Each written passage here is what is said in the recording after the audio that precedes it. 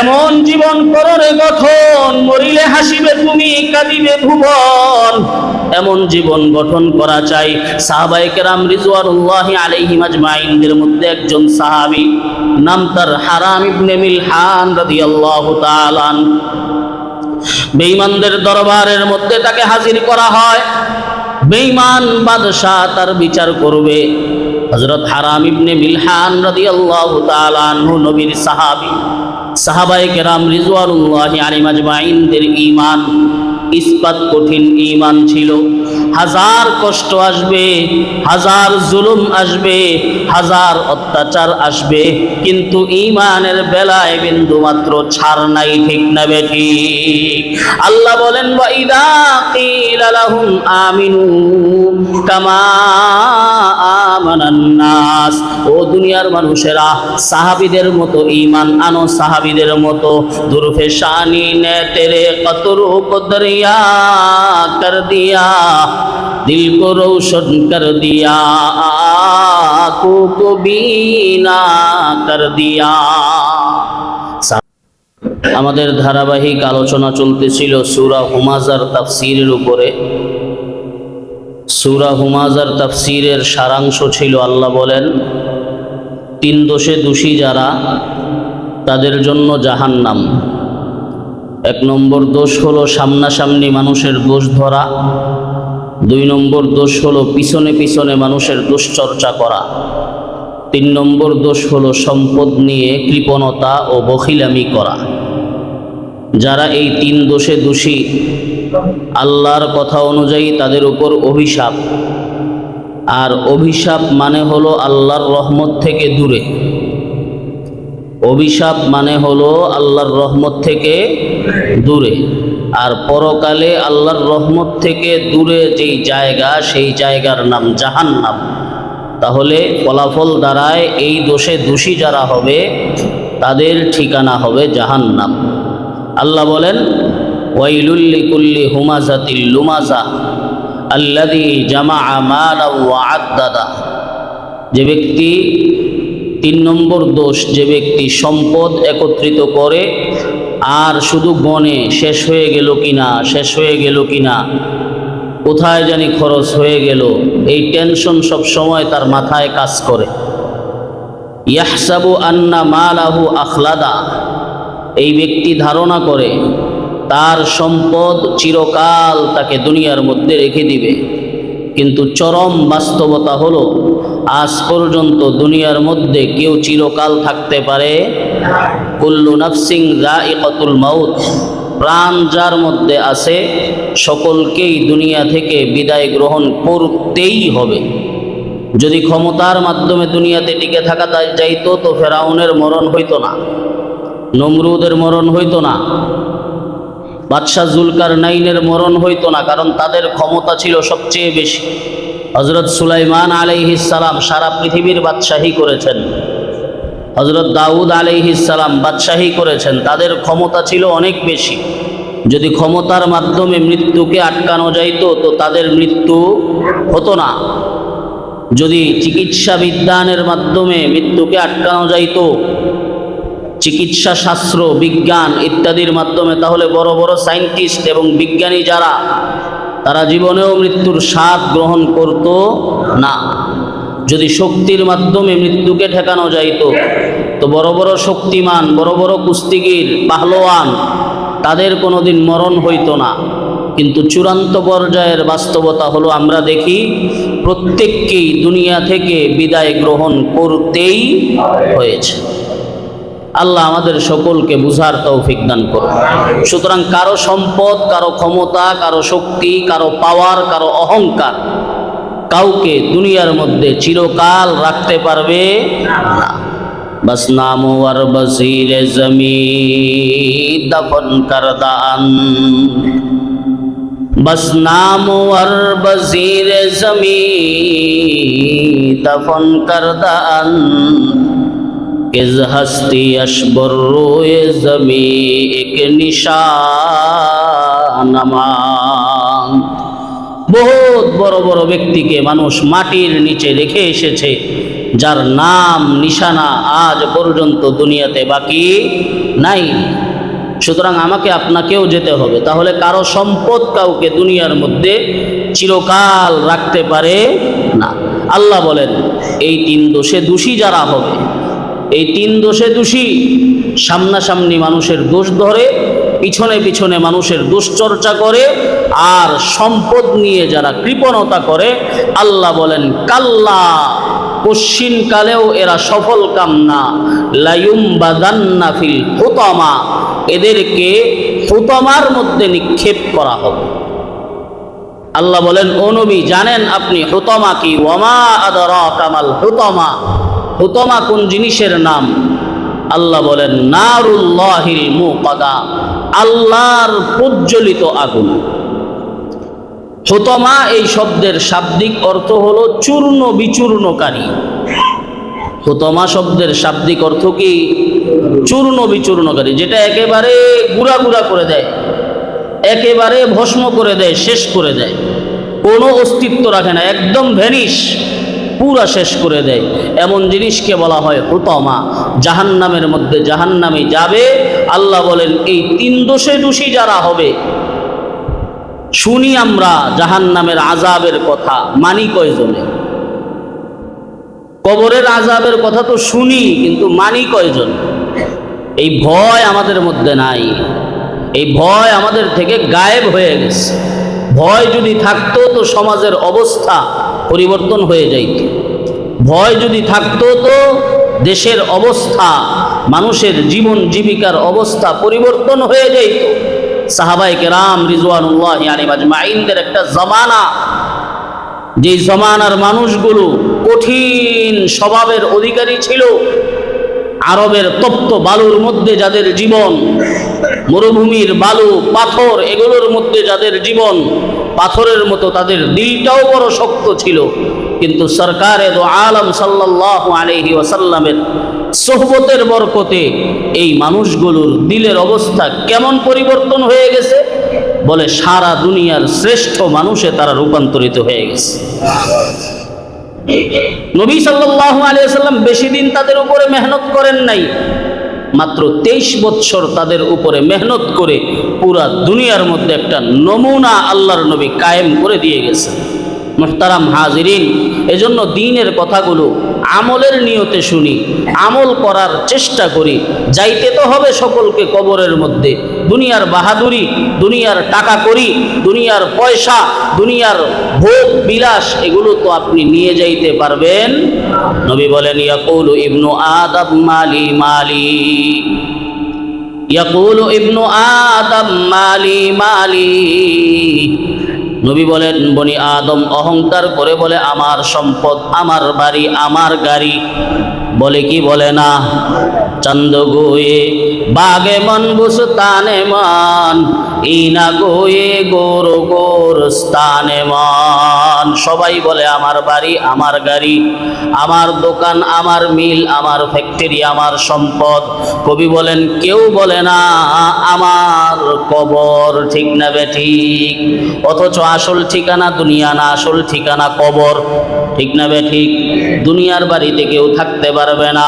আল্লাহর নবী বলেন ইয়াকুলু ইবনু আদম মালি মালি, বনি আদম অহংকার করে বলে আমার সম্পদ, আমার সম্পদ, আমার সম্পদ।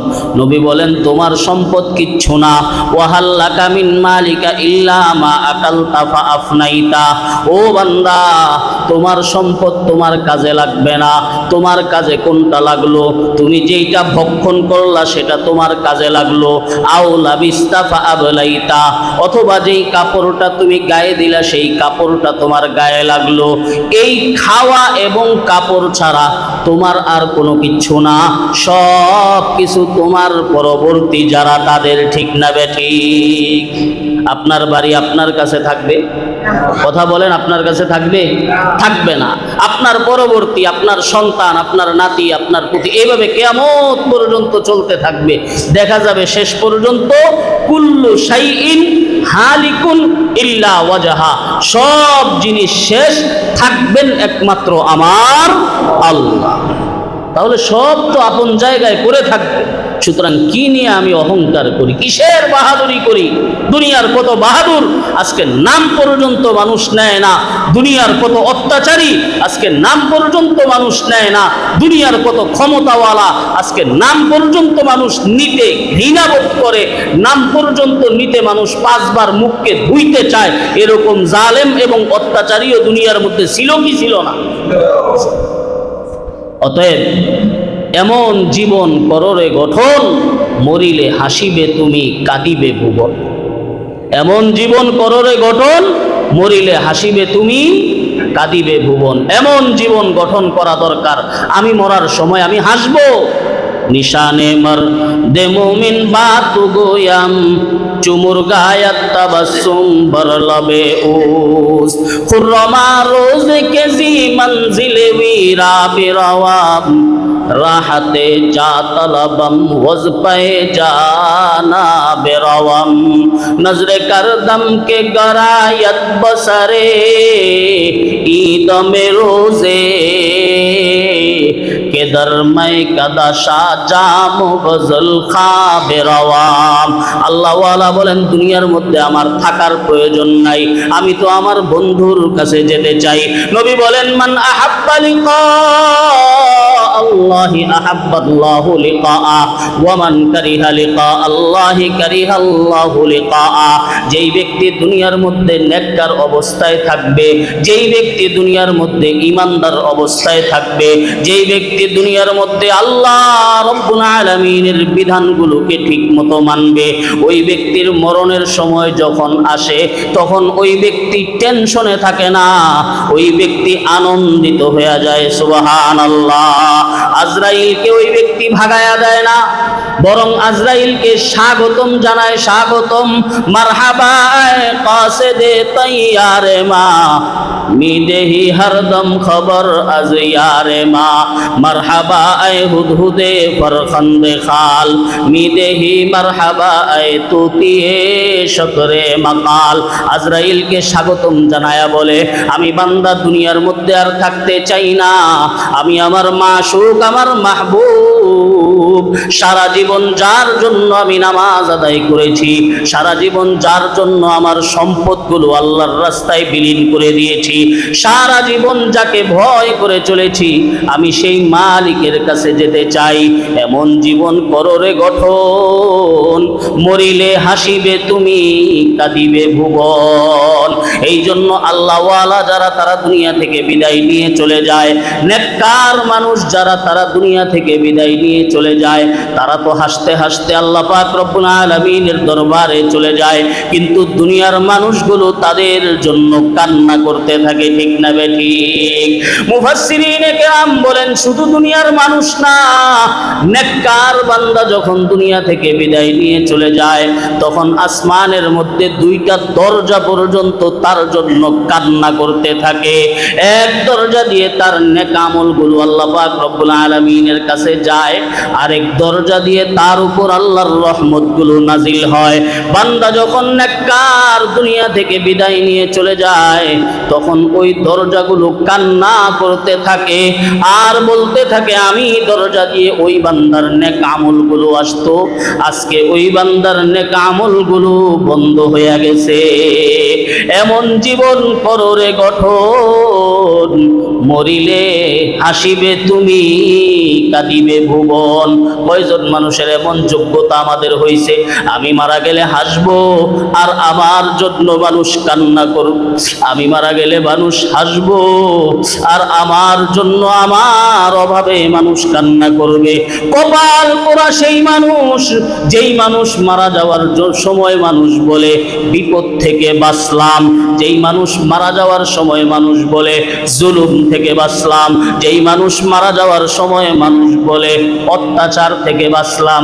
এমন মানুষ আছে না নাই? এমন জীবন কররে গঠন, মরিলে হাসিবে তুমি কাঁদিবে ভুবন। এমন জীবন গঠন করা চাই। সাহাবায়ে কেরাম রিজওয়ানুল্লাহি আলাইহিম আজমাইনদের মধ্যে একজন সাহাবী, নাম তার হারাম ইবনে মিলহান রাদিয়াল্লাহু তাআলা। বেঈমানদের দরবারের মধ্যে তাকে হাজির করা হয়। বেঈমান বাদশা তার বিচার করবে।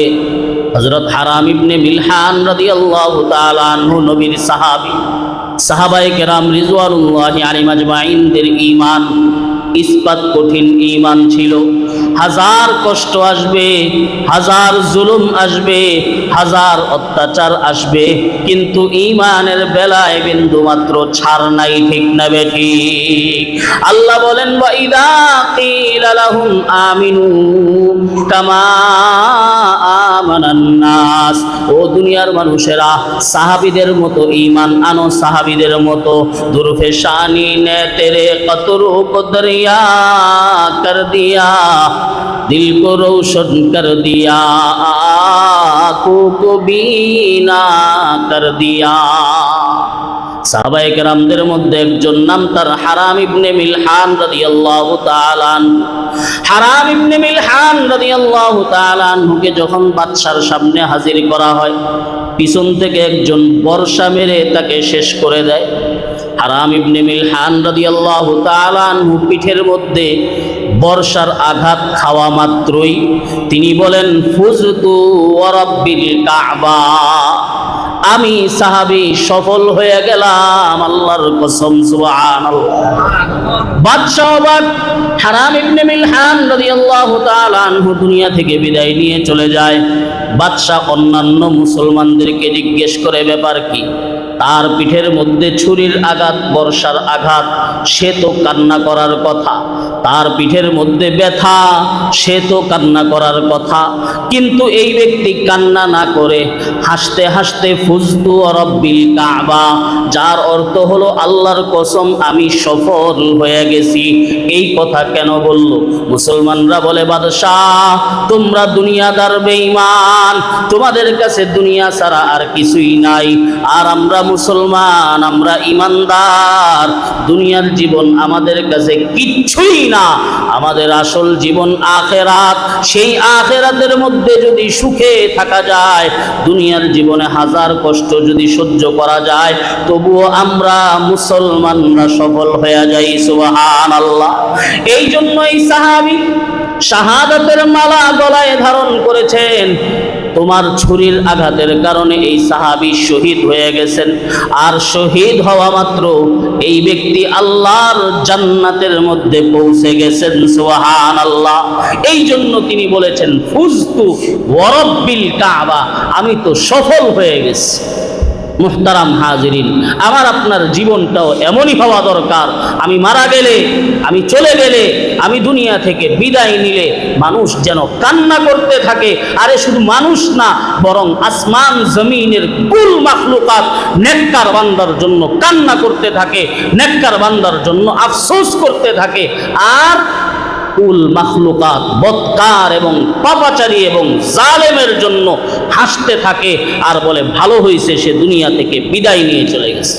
নবীর কথা, মুস্তারিহুন আও মুস্তারাহুন মিনহু, একটা লাশ দেখে আল্লাহর নবী বলেন মুস্তারিহুন, হয়তো সে নিজে শান্তিতে আছে, আও মুস্তারাহুন মিনহু, অথবা দুনিয়ার মানুষ শান্তিতে আছে আর সে অশান্তিতে আছে। আমার আপনার জীবনটাও কেমন হওয়া দরকার? আমি আর আপনি যেন গেলে আমি আর আপনি হাসতে পারি, আল্লাহর সামনে মুখটাকে দেখাইতে পারি, আল্লাহর সামনে উপস্থিত হতে পারি। নিজের জীবনের হিসাব, কথার হিসাব, কাজের হিসাব, সম্পদের হিসাব, জ্ঞানের হিসাব, সমস্ত হিসাব আল্লাহর কাছে দেওয়া লাগবে কি লাগবে না? আল্লাহ লা ইউমবাদান্না ফিল হুতামা, আল্লাহ বলেন এই তিন দোষে দোষী যারা হবে তাদেরকে চূর্ণ বিচূর্ণকারী আগুনের মধ্যে নিক্ষেপ করা হবে। ওয়ামা আদরাকা মাল হুতামা, ও নবী আপনি জানেন হুতামা কি? নারুল্লাহিল মুকাদা, আল্লাহর প্রজ্বলিত আগুন, আল্লাহর আগুন, আল্লাহর আগুন। দুনিয়ার কোনো মানুষের আগুন না, দুনিয়ার কোনো বৃদ্ধ মানুষের আগুন না, দুনিয়ার কোনো কুপিবাতির আগুন না, দুনিয়ার কোনো মোমবাতির আগুন না। মোমবাতি আর কুপিবাতির আগুনের মধ্যে এক সেকেন্ড হাত দিয়ে রাখা যায়নি। কথা বলেন, দুনিয়ার মোমবাতির আগুনের মধ্যে আপনি এক সেকেন্ড আপনার আঙ্গুলটা দিয়ে রাখতে পারবেন না। এতটুকু আযাব সহ্য করার মতো ক্ষমতা যেই বান্দার নাই, ওই বান্দা দেদারসে অহংকার করে বেড়ায়, ওই বান্দা দেদারসে জুলুম করে বেড়ায়, ওই বান্দা দেদারসে মানুষের গীবত করে বেড়ায়, ওই বান্দা মানুষের অত্যাচার, মানুষের উপর ইজ্জতের উপর আঘাত করে যায়, ফিকিরও নাই তার কারণে যে আমাকে জাহান্নামের আগুনের মধ্যে জ্বলতে হবে।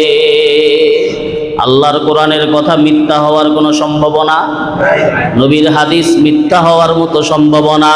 যদি আল্লাহর কোরআনের কথা সত্য হয়, যদি নবীর হাদিসের কথা সত্য হয়, আজকের থেকে জবানের মধ্যে তালা লাগান। বলতে পারলে কোনো মানুষের ব্যাপারে ভালো বলবো, না পারলে চুপ থাকবো, কিন্তু কোনো মানুষের মন্দ ইনশাআল্লাহ সুম্মা ইনশাআল্লাহ আমার জবান দিয়ে উচ্চারণ করব না। কারা কারা রাজি আছি? আল্লাহ গীবত থেকে আমাদের সমাজকে হেফাজত করুন, বলেন আমিন। গীবতের গুনাহ মারাত্মক গুনাহ। নবী করিম সাল্লাল্লাহু আলাইহি ওয়া আলিহি ওয়াসাল্লাম বলেন, লাম্মা উরিজা বি মারারতু বিকাউমিন লাহুম আযফারুন মিন নুহাসিন ইয়াখমুশুনা বিহা বুজুহাহুম ওয়া সুদুরহুম। আবু দাউদ শরীফের হাদিস। নবী সাল্লাল্লাহু আলাইহি ওয়া আলিহি ওয়াসাল্লাম বলেন, আমি মুহাম্মদুর রাসূলুল্লাহকে যখন মেরাজের জন্য নিয়ে যাওয়া হয়, তখন জান্নাত জাহান্নাম আমাকে দেখানো হয়েছে। আমি দেখলাম কিছু মানুষ যাদের আঙ্গুলের নখগুলো বড়, ওই আঙ্গুলের নখ দিয়া তামার নখ, তামার এগুলো সাধারণ কোনো নখ না, তামার নখ তাদের আঙ্গুলের মধ্যে, ওই তামার নখ দিয়া তাদের চেহারার মধ্যে আঁচড় দেয়। নবীর কথা, ওই তামার নখ দিয়া তাদের বুকের মধ্যে আঁচড় দেয়, আঁচড় দিয়ে দিয়ে রক্তাক্ত করে ফেলে। আমি জিবরাইলকে জিজ্ঞাসা করলাম, মান হাউলাই ইয়া জিবরিল, ও জিবরাইল এই মানুষগুলো কারা? যেই মানুষগুলো নিজের হাতের নখ, তাও আবার সাধারণ নখ না, তামার নখ দিয়ে নিজের চেহারার মধ্যে আঘাত করে, নিজের সিনার মধ্যে আঘাত করে। ও জিবরাইল এরা কারা? হযরত জিবরাইল বলেন, হাউলাইল্লাযীনা ইয়াকুলুনা লুহুমান নাস ওয়া ইয়াকুউনা ফি আ'রাদিহিম। ও নবী সাল্লাল্লাহু আলাইহি ওয়াসাল্লাম, এই মানুষগুলো হলো তারা যারা দুনিয়ার মধ্যে মানুষের গোশত ভক্ষণ করে। কার গোশত ভক্ষণ করে? কথা বলেন, কার গোশত? কোনো গরু ছাগলের কোনো গোশত না, মুরগির গোশত না, হালাল প্রাণীর গোশত না, বরং মানুষের গোশত ভক্ষণ করে। ওয়ায়াকুনা ফি আ'রাদিহিম, আর মানুষের ইজ্জত নিয়ে ছিনিমিনি খেলে, মানুষকে নিয়ে হাসাহাসি করে, মনে করে আমি একটা কথা বললাম আর জিতে গেলাম। আসলে সে জিতে নাই, বরং মারাত্মক পর্যায়ের ঠকা ঠকছে। ঠিক না বেঠিক? সে জিতে নাই, আমার বদনাম করে, একজন মানুষের বদনাম করে আপনি জিতে যাবেন, এত সহজ না। আল্লাহর দরবারে সবকিছুর হিসাব নিকাশ আসে না নাই? হাসরের ময়দানে একজনের সাথে আরেকজনের কিন্তু দেখা হবে, ওই জায়গায় কিন্তু হিসাব নিকাশ চূড়ান্ত পর্যায়ের হবে। এজন্য জবানকে সাবধান। নবী বলেন, মান কানা ইউমিনু বিল্লাহি ওয়াল ইয়াউমিল আখির ফালইয়াকুল খায়রান আও লিয়াসমুত। যে ব্যক্তি আল্লাহর উপরে ঈমান রাখে, পরকালের প্রতি যার বিশ্বাস আছে, পারলে ভালো বলবে, না পারলে জবানকে বন্ধ রাখবে। আরে দুনিয়ার মধ্যে যদি জবানকে বন্ধ রাখা যায়, তো জান্নাতে আল্লাহ আপনার জবানকে চালু করে দিবে। চশম বন্ধ, গোশ বন্ধ, লব্ব বন্ধ, গরনাবিনী নূরে হক বর্মা বেখান। আরেফে সুয়ুতি আল্লামা জালালউদ্দিন রুমি রহমতুল্লাহি আলাইহি বলেন, ও বান্দা, দুনিয়ার মধ্যে চোখটাকে বন্ধ করো, দুনিয়ার মধ্যে কানটাকে বন্ধ করো, দুনিয়ার মধ্যে জবানটাকে বন্ধ করো। চোখ বন্ধ করবা, কান বন্ধ করবা, জবানকে বন্ধ করবা। আল্লাহ পাক রব্বুল আলামিনের নূর তুমি দুনিয়াতে বেঁচে থেকে দেখে যাইতে পারবা। চশম বন্ধ, গোশ বন্ধ, লব্ব বন্ধ, গরনাবিনী নূরে হক বর্মান বেখান। তোমার চোখ হারাম থেকে বন্ধ করো, তোমার কান হারাম থেকে বন্ধ করো, তোমার জবান হারাম থেকে বন্ধ করো। বিনিময়ে আল্লাহ পাক রব্বুল আলামিন তোমাকে নূর দান করবেন, নূর। আল্লাহ পাক রব্বুল আলামিন তোমাকে আলো দান করবেন, আলো। এমন আলো দান করবেন যেই আলো দিয়ে মানুষ দেখতে পারে না, ওই আলো দিয়ে তুমি দেখতে পারবা। যেই কথা মানুষ মানুষ বলতে পারে না ওই কথা তুমি বলতে পারবা, যেই কথা মানুষ শুনতে পায় না এমন কথা তুমি শুনতে পারবা। শুধুমাত্র দুনিয়ার জীবনের মধ্যে জবানকে বন্ধ করবা, কানকে বন্ধ করবা, আর চক্ষুটাকে বন্ধ করবা। নবী করিম সাল্লাল্লাহু আলাইহি ওয়া আলিহি ওয়াসাল্লামকে জিবরাইল আলাইহিস সালাম বলেন, ইয়া রাসূলুল্লাহ, হাউলাইল্লাযীনা ইয়াকুলুনা লুহুমান নাস ওয়া ইয়াকউনা ফি আ'রাদিহিম। ইয়া রাসূলুল্লাহ, এরা হলো ওই সমস্ত মানুষ যারা দুনিয়ার মধ্যে মানুষের গোশত ভক্ষণ করে। গীবত করাকে আল্লাহ মানুষের গোশত ভক্ষণ করার সাথে উপমা দিয়েছেন। সূরা হুজুরাতের মধ্যে আল্লাহ বলেন, আয়ুহিব্বু আহাদুকুম আইয়াকুলা লাহমা আখিহি মাইতা। ও দুনিয়ার মানুষেরা, তোমাদের কেউ কি পছন্দ করবে তার ভাই এখানের মধ্যে মরে পড়ে আছে আর সেই ব্যক্তি ওই ভাইয়ের গোশত ভক্ষণ করবে? বলেন, কেউ পছন্দ করবে এটা? নিজের ভাইয়ের গোশত কেউ ভক্ষণ করা পছন্দ করবে? নবী করিম সাল্লাল্লাহু আলাইহি ওয়া আলিহি ওয়াসাল্লাম বলেন, ও দুনিয়ার মানুষেরা, গীবত করা নিজের মৃত ভাইয়ের গোশত ভক্ষণ করা থেকেও খারাপ। সমান হইলেও একটা কথা ছিল, নিজের ভাইয়ের গোশত ভক্ষণ করা থেকেও খারাপ। কেন খারাপ? মুহাদ্দিসিনে কেরাম বলেন, খারাপ হওয়ার কারণ হলো, আরে এই ভাই তো মরে পড়ে আছে, এই ভাই মরে পড়ে আছে আর সে অসহায় হয়ে আছে, আজকে তুমি তার গোশত ভক্ষণ করতেছো। বিষয়টা এরকম, ব্যক্তি সামনে নাই, তুমি তার দোষ আলোচনা করতেছো, মানে এই ব্যক্তির সামনাসামনি তুমি কিছুই করতে পারবা না, পিছনে পিছনে তার দোষ বয়ান করতেছো। তোমার অবস্থা এই ব্যক্তির চেয়েও নিকৃষ্ট।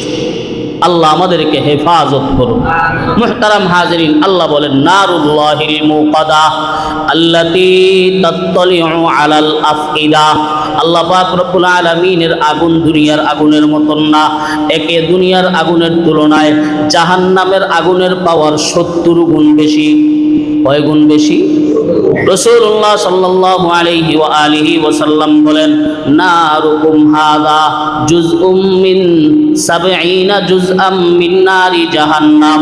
তোমাদের দুনিয়ার এই আগুন জাহান্নামের আগুনের 70 ভাগের 1 ভাগ। সাহাবায়ে কেরাম প্রশ্ন করেন, ওয়া ইন্নাহা লাকাফিয়াতুন ইয়া রাসূলুল্লাহ, ইয়া রাসূলুল্লাহ, দুনিয়ার এই আগুনটাই তো যথেষ্ট ছিল আমাদেরকে জ্বালানোর জন্য। নবী বলেন, না না না, এর চেয়েও আরো 69 গুণ বাড়াইয়া জাহান্নামের আগুনের পাওয়ার স্থাপন করা হয়েছে, যেই আগুনে অনন্তকাল পর্যন্ত তোমাকে জ্বলতে হবে। সেই জ্বলার মতো ক্ষমতা আসেনি? কথা বলেন, আছে? আল্লাহ আমাদেরকে হেফাজত করুন। মুহতারাম হাজিরিন, বাস সূরা হুমাযার আলোচনা শেষ। সারাংশ আলোচনার পরে এবার একটা বিষয় আলোচনা বাকি আছে, সেই বিষয়টা আলোচনা করে শেষ করে দিব। সেটা হলো কোন কোন ক্ষেত্রে গীবত করা জায়েজ।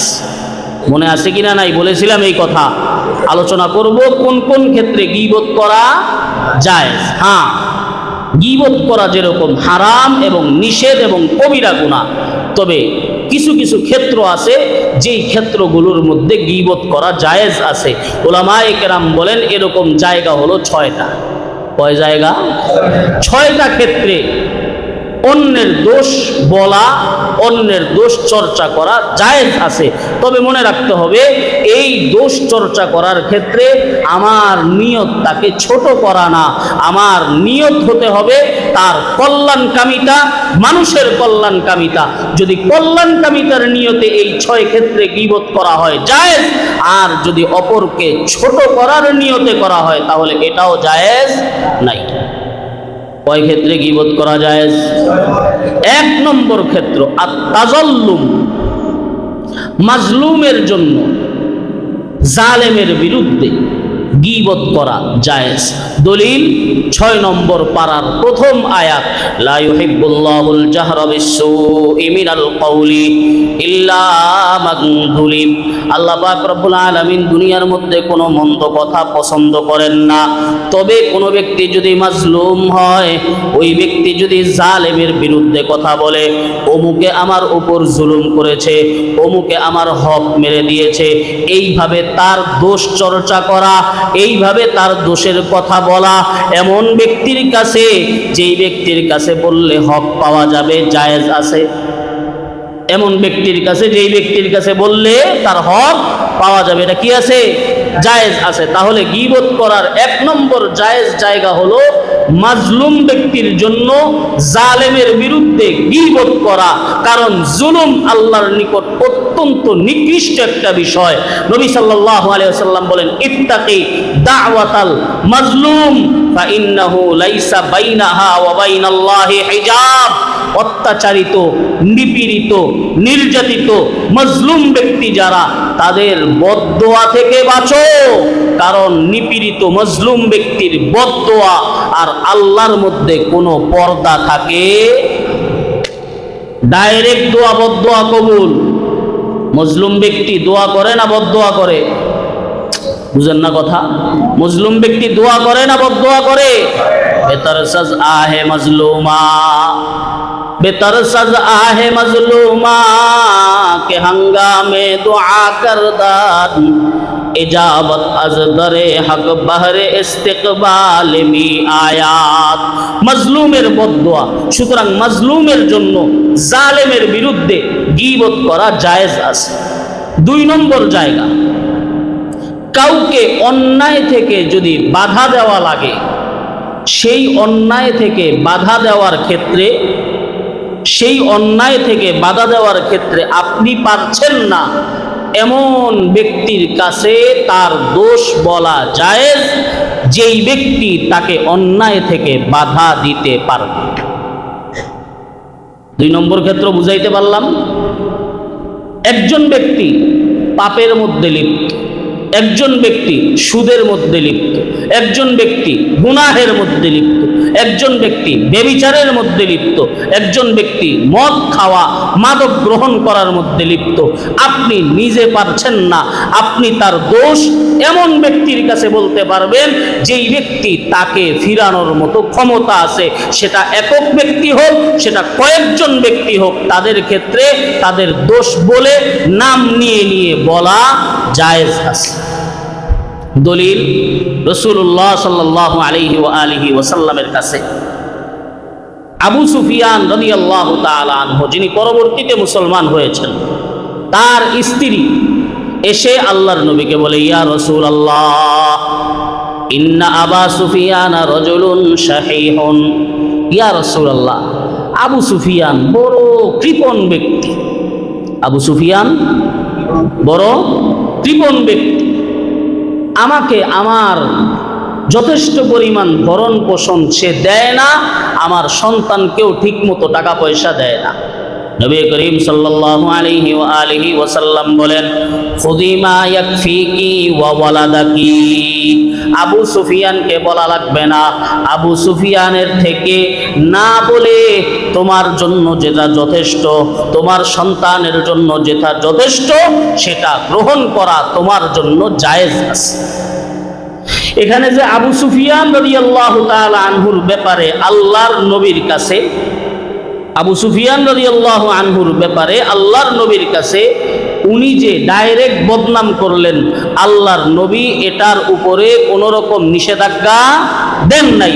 সুতরাং বোঝা গেল যে এই ব্যক্তি কোনো অন্যায়ের মধ্যে লিপ্ত, এমন ব্যক্তির দোষ ওই ব্যক্তির কাছে বলা জায়েজ আছে যে ব্যক্তি তাকে অন্যায় থেকে ফিরাতে পারে।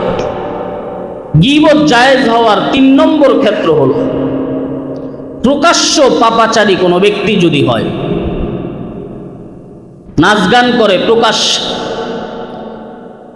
সুদের মধ্যে লিপ্ত, প্রকাশ্যে সুদের লেনদেন করে, জুলুম করে মানুষের উপর, প্রকাশ্যে মানুষের উপর জুলুম করে, যাকে পায় তাকে মারে, যাকে পায় তাকে ধরে, এরকম মাস্তান আছে না নাই?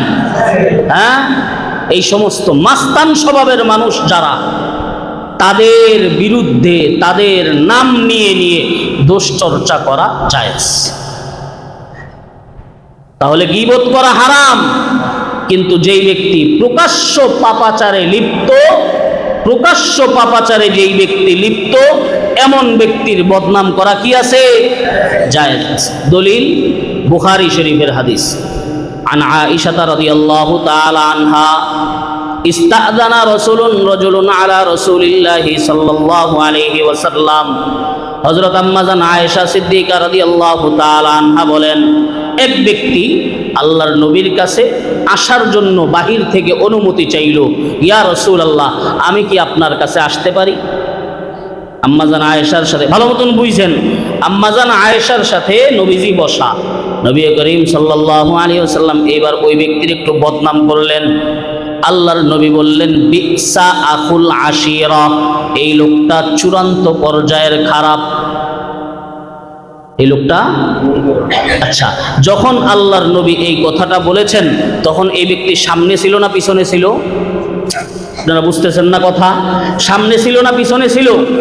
পিছনে ছিল, দূরে ছিল। আল্লাহর নবী বলেন, বিসা আকুল আশিরা, এই ব্যক্তিটা চূড়ান্ত পর্যায়ের একটা নিকৃষ্ট লোক। আম্মা জান আয়েশা রাদিয়াল্লাহু তাআলা আনহা মনে মনে চিন্তা করলেন, হায়রে, আল্লাহর নবীর জবানে কোনোদিন তো কারো ব্যাপারে মন্দ শুনলাম না, আজকে তো ডাইরেক্ট ইঙ্গিত করে আল্লাহর নবী বললেন এই ব্যক্তিটা নিকৃষ্ট। নবী করিম সাল্লাল্লাহু আলাইহি ওয়াসাল্লাম তাকে ভিতরে আসার জন্য অনুমতি দিলেন। এই ব্যক্তি ভিতরে আসলো। আল্লাহর নবী তার সাথে ফাকাদ আলানা লাহুল কালাম, বুখারীর বর্ণনা, নবীজি নরমভাবে তার সাথে কথা বললেন। খেয়াল করে দেখেন, আল্লাহর নবী বাহিরে থাকা অবস্থায় তার দোষ বলেছেন, নিকৃষ্ট একটা ব্যক্তি সামনে আসার পরে আল্লাহর নবী নরমভাবে তার সাথে কথা বলেছেন। এবার যখন ব্যক্তি চলে যায়, আম্মা জান আয়েশা সিদ্দিকা রাদিয়াল্লাহু তাআলা আনহা বলেন, ইয়া রাসূলুল্লাহ, কুলতা মা কুলতা, ও নবী, বাহিরে থাকা অবস্থায় আপনি তার বদনাম করলেন, সামনে যখন আসলো আপনি নরমভাবে কথা বললেন, বিষয়টা কেমন হইয়া গেল না? প্রশ্ন জাগে কি জাগে না? বিষয়টা কেমন হয়ে গেল না ইয়া রাসূলুল্লাহ? নবী করিম সাল্লাল্লাহু আলাইহি ওয়াসাল্লাম বলেন, ইন্না শাররান নাস মান দাআ মান ওয়াদাআহুন নাস ইত্তিকা ফুহশিহি, নিকৃষ্ট পর্যায়ের মানুষ হলো তারা যাদেরকে মানুষ সম্মান করে, কেন? তার অনিষ্টতা থেকে বাঁচানোর জন্য, অনিষ্টতা থেকে বাঁচার জন্য। এই ব্যক্তিটা এমন নিকৃষ্ট, তাকে যদি আমি ভিতরে আসতে না দিতাম, তার সামনে যদি নরমভাবে কথা না বলতাম, তাহলে এই ব্যক্তি আমার এবং মুসলমানদের ক্ষতি করার চেষ্টা করত। এই জন্য পিছনে তার দোষ বলেছি, সামনে তার সাথে নরম আচরণ করেছি। চিন্তা করে দেখেন, সমাজের বাস্তব চিত্র আজ থেকে 1400 বছর আগেই নবী স্পষ্ট করে দিয়ে গেছে। আছে না নাই? ওয়া উকরিমার রাজুলু মাখাফাতা শাররিহি, কিয়ামতের একটা বড় আলামত হলো আসসালামু আলাইকুম ভাই, আসসালামু আলাইকুম, দেখলেই দাঁড়ায় যাওয়া, সেলুট দেওয়া, সম্মান করা। কিরে, এত বড় খারাপ, তুমি তাকে সম্মান করো কেন? বলে, এর যদি আমি সম্মান না করি তাহলে আমার ক্ষতি করবে, আমার হক মেরে দিবে। আল্লাহর নবী বলেন, এমন ব্যক্তির গীবত করা জায়েজ আছে। এমন ব্যক্তির গীবত করা কি আছে? কয় ক্ষেত্র গেল? 4। নম্বর 5, মুসলমানদেরকে সতর্ক করা, মুসলমানদের ঈমান আমলকে হেফাজত করার উদ্দেশ্যে যদি কোনো ব্যক্তির গীবত করা লাগে, সেই গীবত করা জায়েজ আছে। শুধু জায়েজই না, বরং উম্মতের দায়িত্বশীল যারা, তাদের উপরে ওয়াজিব নাম নিয়ে নিয়ে, দোষ বলে বলে উম্মতকে সতর্ক করা।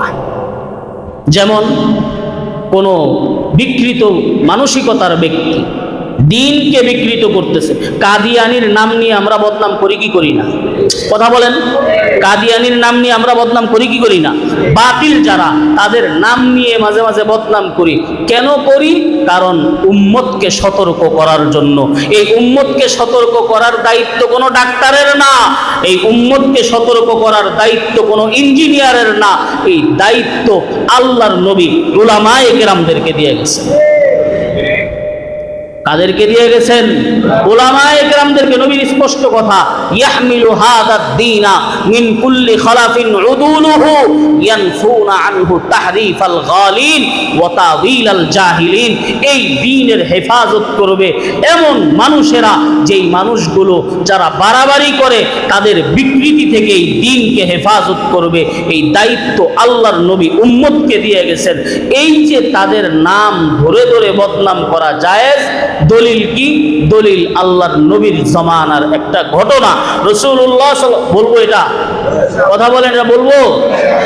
নবী করিম সাল্লাল্লাহু আলাইহি ওয়া আলিহি ওয়াসাল্লাম সাহাবায়ে কেরামদেরকে নিয়ে এক জায়গায় গেছেন, জিহাদের ময়দানে গেছেন। দুর্ভিক্ষের সময় চলে আসছে।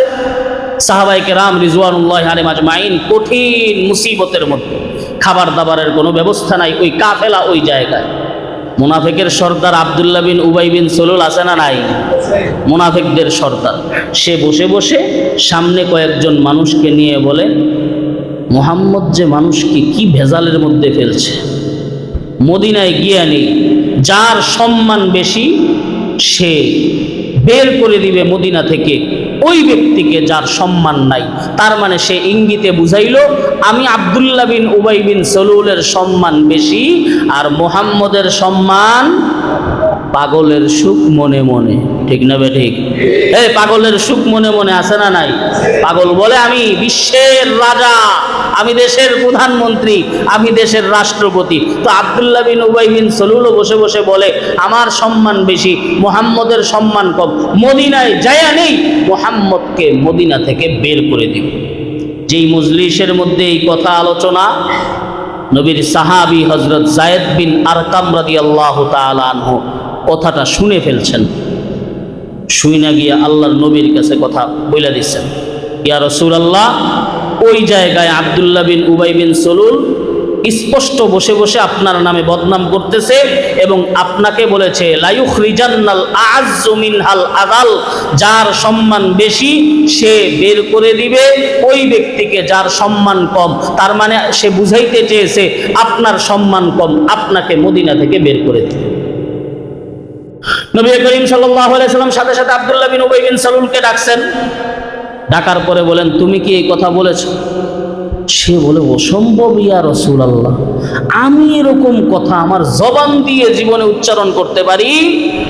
আল্লাহর কসম, কসম করে করে সে বলতেছে কশ্চিন কালেও আমি এমন কথা বলি। তার ভাবসাব দেখে অন্যান্য অনেক সরল মনা যারা, তারাও বিশ্বাস করে ফেলছে, আরে যায়েদ বিন আরকাম বুঝি আব্দুল্লাহ বিন উবাই বিন সলুলের নামে মিথ্যা কথাটা আইসা হুজুরকে লাগাইল, মিথ্যা কথাটা আইসা বলল হুজুরকে। হযরত যায়েদ বিন আরকামের মনের মধ্যে কষ্ট আসছে না নাই? আমি দেখলাম, নিজের কানে শুনলাম, সে বসে বসে আল্লাহর নবীর বদনাম করতেছে, আর এই জায়গায় আল্লাহর নবীর সামনে স্পষ্ট সে কসম করে বলতেছে, না আমি আপনার কোনো বদনাম করি। উপর থেকে দেখনেওয়ালা একজন আছে না নাই? আল্লাহর সাথে সাথে আয়াত নাজিল করে দিছে, ও নবী, হুমুল্লাযীনা ইয়াকুলুনা লা তুনফিকু আলা মান ইনদা রাসূলিল্লাহি হাত্তা ইয়ানফাদ্দু ওয়ালিল্লাহি খাযাইনুস সামাওয়াতি ওয়াল আরদি ওয়ালাকিন্নাল মুনাফিকিনা লা ইয়াফকাহুন ইয়াকুলুনা লা ইন রাজa'না ইলাল মাদিনা লা ইউখরিজান্নাল আ'আজ্জু মিনহাল আযাল ওয়ালিল্লাহিল ইজ্জাতু ওয়া লিরাসূলিহি ওয়া লিল মুমিনিন ওয়ালাকিন্নাল মুনাফিকিনা লা ইয়ালামুন। ও নবী, যায়েদ বিন আরকামের কথা 100 সত্য। যায়েদ বিন আরকামের কথার মধ্যে বিন্দু মাত্র সন্দেহ নাই। আব্দুল্লাহ বিন উবাই বিন সলুল বন্ধু বান্ধবের সাথে বসে বসে আপনার বদনাম করেছে। আব্দুল্লাহ বিন উবাই বিন সলুল বসে বসে আপনার বিরুদ্ধে ষড়যন্ত্র করেছে। যায়েদ বিন আরকাম যেই কথা বলেছে, যায়েদ বিন আরকামের কথা সত্য হওয়ার মধ্যে বিন্দু মাত্র সন্দেহ নাই। সুবহানাল্লাহ। আল্লাহ পাক রব্বুল আলামিন যখন আয়াত নাজিল করে দিয়েছেন, এবার আর আব্দুল্লাহ বিন উবাই বিন সলুলের লুকানোর মতো কোনো জায়গা আছে? বাবা তো মুনাফিক, ছেলে পাক্কা ইমানদার। আব্দুল্লাহ বিন উবাই বিন সলুল সে মুনাফিক, মুনাফিকদের সর্দার, কিন্তু তার ছেলে, তার নামও আব্দুল্লাহ, তিনি এবার আল্লাহর নবীর বিরুদ্ধে, আরে নবীর বিরুদ্ধে যদি বাবায় বলে মুসলমান সেই বাবার বিরুদ্ধেও বলে, নবীর বিরুদ্ধে যদি মা বলে মুসলমান সেই মায়ের বিরুদ্ধে লাগে, নবীর বিরুদ্ধে যে কেউ কোনো কথা বলবে মুসলমানের ঈমান জ্বলবে কি জ্বলবে না? মুসলমান ক্ষিপ্ত হবে কি হবে না? যে কেউ হোক না কেন। আব্দুল্লাহ রাদিয়াল্লাহু তাআলা আনহু, বাবার নামও আব্দুল্লাহ, ছেলের নামও আব্দুল্লাহ, বাবা পাক্কা মুনাফিক, ছেলে পাক্কা ঈমানদার। এবার ছেলে বলে এত বড় সাহস, আমার নবীকে বলেছে অপমানওয়ালা আর নিজেকে ইজ্জতওয়ালা বলে দাবি করো। ফিরা নেই মদিনার মধ্যে। যখন মদিনার মধ্যে নবীজির কাফেলা ঢুকবে, সাথে আব্দুল্লাহ বিন উবাই বিন সলুলও ঢুকবে, সাথে সাথে ছেলে তরবারি নিয়ে দাঁড়ায় গেছে মদিনার গেটের মধ্যে আর বলে সাবধান, মদিনায় ঢুকার মতো কোনো সুযোগ তোমার নাই যতক্ষণ পর্যন্ত তুমি তোমার কথা উল্টো না করবা, তুমি যতক্ষণ পর্যন্ত এই কথা না বলবা যে আমি অসম্মানিত মুহাম্মদ সম্মানিত, ততক্ষণ পর্যন্ত তোমাকে মদিনায় ঢুকতে দেওয়া হবে না। যদি ঢুকার চেষ্টা করো আমার তরবারি, আমি সন্তানের তরবারি, তুমি বাবার জন্য রেডি।